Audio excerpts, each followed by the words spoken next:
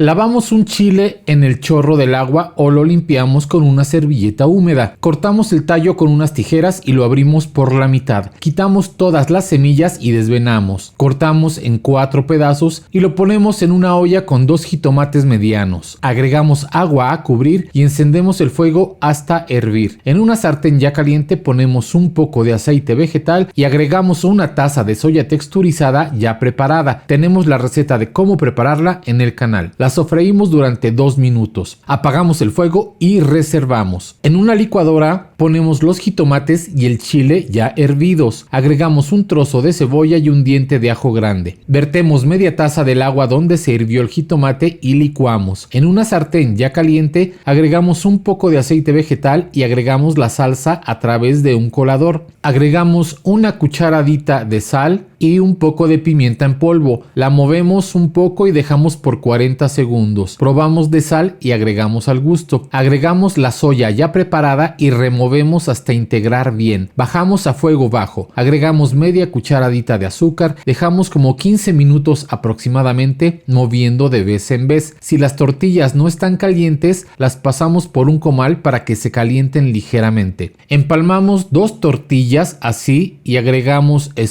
la soya texturizada a lo largo y enrollamos la tortilla. Si gustan pueden poner un palillo. Así hacemos con todas las demás. En una sartén caliente agregamos aceite vegetal. Esperamos a que caliente y colocamos las flautas. Cuando doren de un lado volteamos. Dejamos enfriar un poco y quitamos los palillos. Y así de sencillo es elaborar estas deliciosas flautas que podemos servir con crema vegana, su salsa, lechuga y queso, que podría ser el quesito de almendras que ya tenemos en el canal. Quedan unas flautas doraditas deliciosas.